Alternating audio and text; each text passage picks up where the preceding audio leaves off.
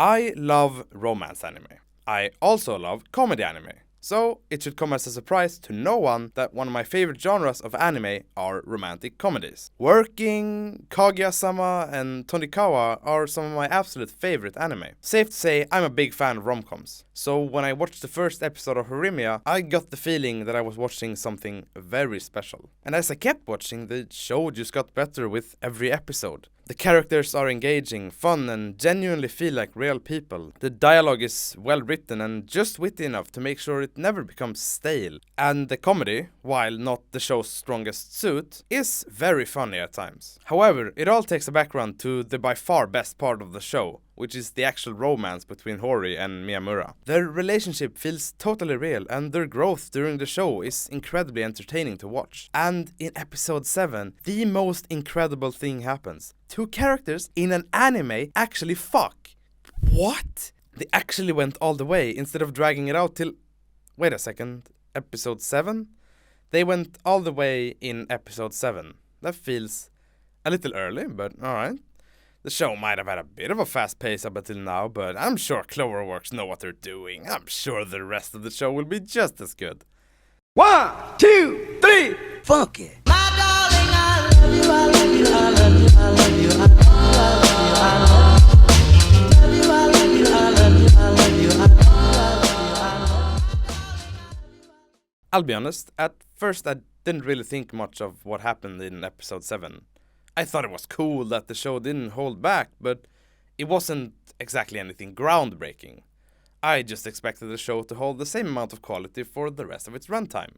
This, of course, was a mistake. It was immediately noticeable in episode 8 that the show was going to have a drop in quality, and as the episodes went on, every episode felt longer, and I became less and less interested. There were a myriad of reasons for this, which I will discuss later in the video, but the absolute biggest one was the pacing of the show. In my opinion, while it might often feel dragged out, there's a very good reason for not having a confession or anything like that until the end of the show. Because not every rom-com has Kaguya-sama levels of comedy, there needs to be something more to push the story forward, and that something is, of course, love. There always needs to be a next step to take the characters' relationship to keep the audience engaged. To again use Kaguya-sama as an example, there have been 2 seasons of that show, and the relationship hasn't even gotten to the stage of hand-holding yet. While you could argue that it's very dragged out, I disagree. It's the tension between the characters and the fact that you know the relationship will move further, just not knowing exactly when, that keeps the audience engaged. With Horimiya, that tension ends after episode 7, because now they've already gone all the way. They speeded past pretty much every other romance anime at like 500 miles per hour, but it only led to a motor failure. And while Horimiya has to push their car towards the finish line, the other romance anime come rolling past them one after another. Slow and steady wins the race. However, if it was just the pacing that was the problem, I don't think it would be as bad as it is. I mean, as I said in the beginning, the show had a lot of other good things going for it. Surely those haven't gotten worse. Oh, no, they're fucked. Okay, yeah, just completely down the drain. Alright, that's an exaggeration. The elements of the show that was good before are still good, like the characters, dialogue, and comedy. But without the best part of the show to hold them all together, it just doesn't feel right. The dialogue becomes a lot less engaging without Hori and Miyamura's relationship still being in question. The characters are still fine for the most part, but the new characters they introduce aren't exactly up to par. Hanako is literally just comedic relief, and Tanihara and his gang are just very forgettable. The comedy is probably the only thing that doesn't really experience a drop in quality. But as I said, it's not exactly the best comedy in a rom-com. It's good, but that's about it. Just good. Well, actually, to give credit where credit is due, they do introduce the running gag of Hori being a masochist, which is actually hilarious. But other than that, the comedy doesn't really stand out.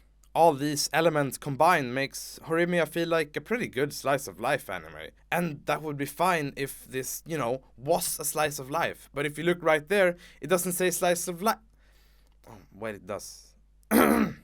More importantly, right there it says romance. And at the moment, I'm not really seeing any damn romance. So how does Cloverworks go about fixing that? I'm sure it can't be that bad, right?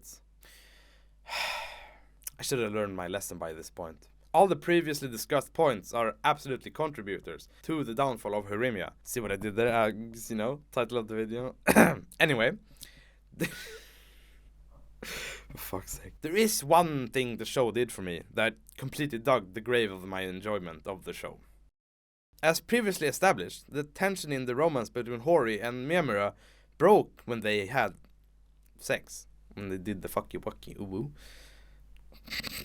As previously established, the tension in the romance between Hori and Miyamura broke when they fucked. But to try and keep the tension of the romance in the show, Cloverworks decided to add another romance between some of the already established characters. And which characters would that be?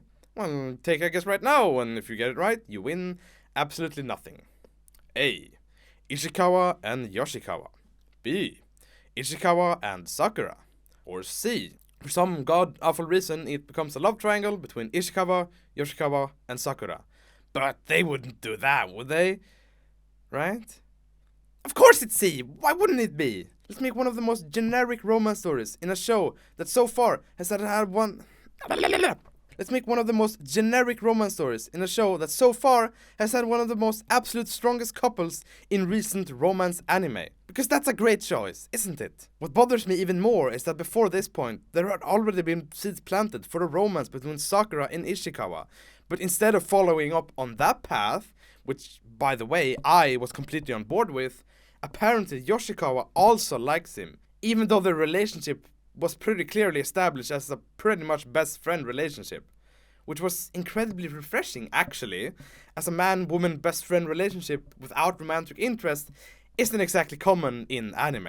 But in episode 8, Yoshikawa gets confessed to by Akane Yanagi, a completely uninteresting character that only gets introduced to further Yoshikawa and Ishikawa's relationship, who after episode 8 only is a comic relief character, and not even a good one at that. His thing is that he's very clumsy and very attractive, which creates one of the most plain characters I have ever seen. To get back on track, in this episode, to have a good reason to turn Yanagi down, instead of just turning him down like any normal person, Horimiya takes the anime route and makes Yoshikawa and Ishikawa get into a fake relationship that's supposed to last a day only, but of course that isn't the case. And this choice just annoyed me, because instead of trying to develop Yoshikawa and Ishikawa's relationship normally, like with Hori and Miyamura,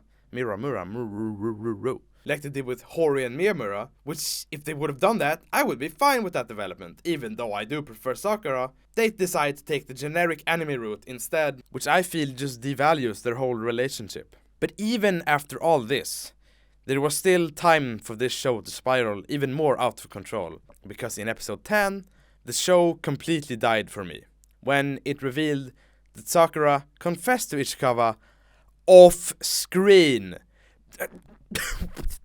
What? Why? What the fuck?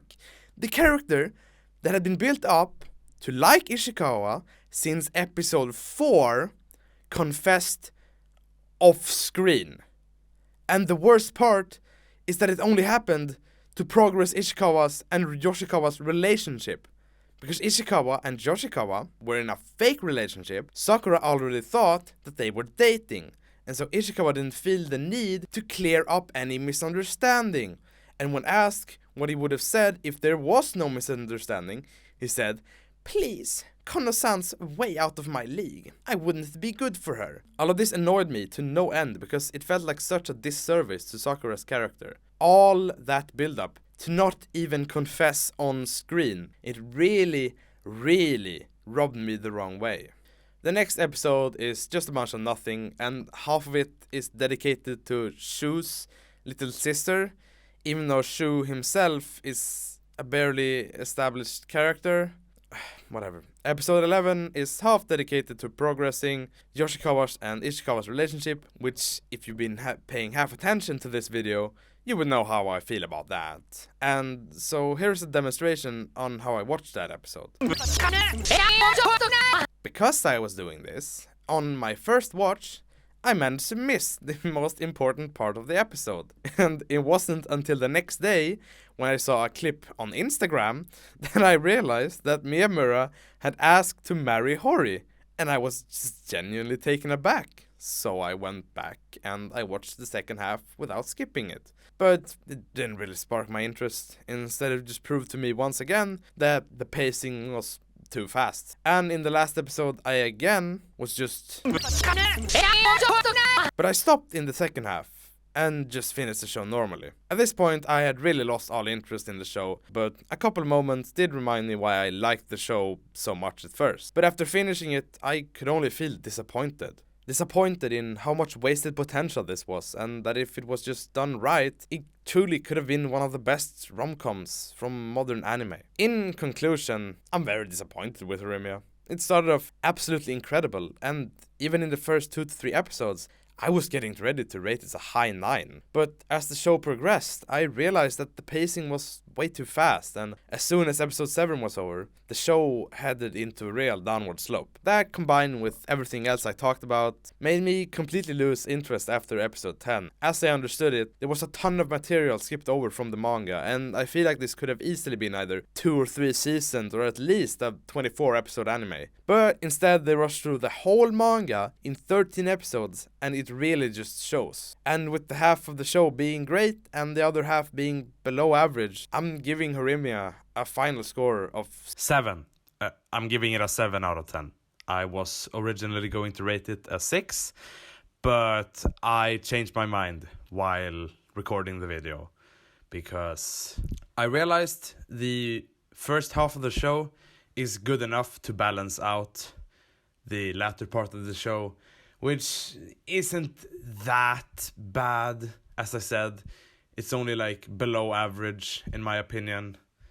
And so, yeah, I'm giving it a 7 out of 10. Bye. Thank you for watching. I really do hope you enjoyed the video, and I hope you don't mind my very Swedish accent. But if you did enjoy, please do leave a like and subscribe, and also maybe comment. That would be awesome. Thank you. Bye.